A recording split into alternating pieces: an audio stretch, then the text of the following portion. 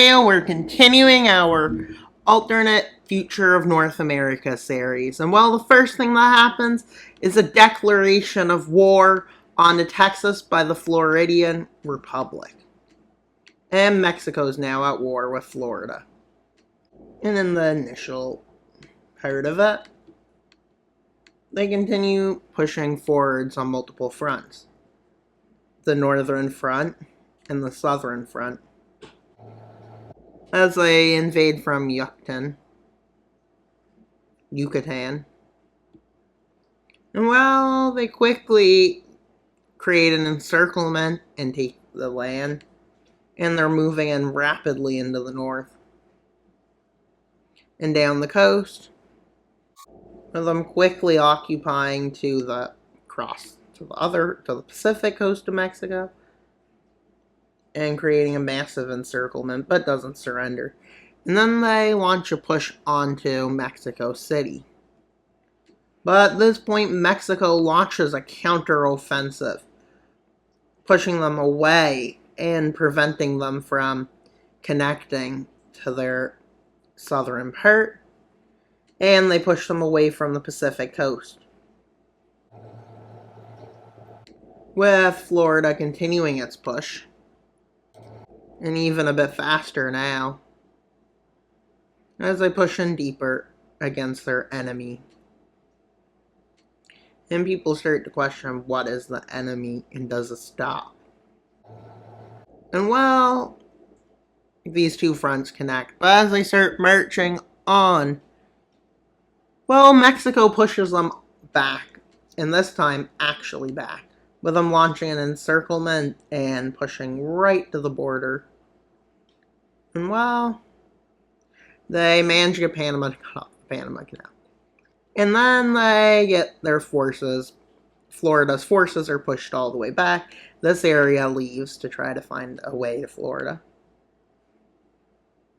And well, near Mexico City and the Yucatan, as they get pushed back to the Yucatan Peninsula. And well, the Mexican invasion of Florida begins. And the first place they attack is in the Yucatan Peninsula, as they're struggling to supply it, and other reasons. And another push opens up over here. And well, the southern front continues, as they invade to the Floridian Empire into their holdings in Texas. But Florida launches a counteroffensive, and they push back, and mostly along the coast, with Mexico claiming it as a victory to take back its territories that were taken by it in the second part of the series. And well, Mexico's offensive continues. And well, they continue their advance. And well, they manage to start pushing towards New Orleans, and at this point, the Floridian Empire sees peace as the only way out. And well, a peace treaty is signed in Mexico City. Empire in Texas and parts of Mexico, and then Yucatan is returned, and then they annex lands into Texas. And Florida has suffered a big defeat, and radical ideology is starting to take a hold in Florida. And well, let's go to Colorado's War of Expansion. Yes. All the communist nations have expanded except Colorado. So they decide to attack all of their surrounding neighbors, except California and the Floridian Empire, because obviously they can't defeat them. At this rate, we're starting to see the formation of communist North America slowly. And while they quickly push into Nebraska and Kansas, with them slower into Wyoming, then they speed up, even though Wyoming has nothing basically. And well, they annex it all. leading to more lands held under the communists. And at this point, a communist revolt breaks out in California. Though, it doesn't go well. It doesn't go very well. Because nobody likes communism. But it breaks out. With areas in occupied territories and other territories and northern areas, deciding to start a revolt. They quickly take control over a large area of the north. And another revolt breaks out in occupied Sonora. And in Baja California. And in their holdings in Washington. Quickly they push in, taking more land.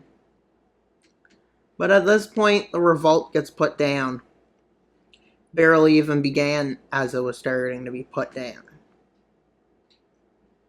Because they like the imperialists more. And, the short-lived revolt comes to a crashing end with victory by California. And, at this point, the Western Union decides to invade Minnesota. This gets them kicked out of the Northern Defense Pact, which leads to them deciding, it's time to invade Minnesota. And they continue into it. But they don't get removed right away. They get warned to withdraw, but they don't care to. As they take it over.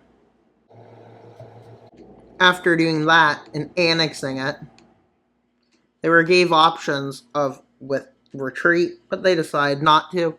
They officially get kicked out of the Northern Defense Pact, meaning it's down to a few nations now.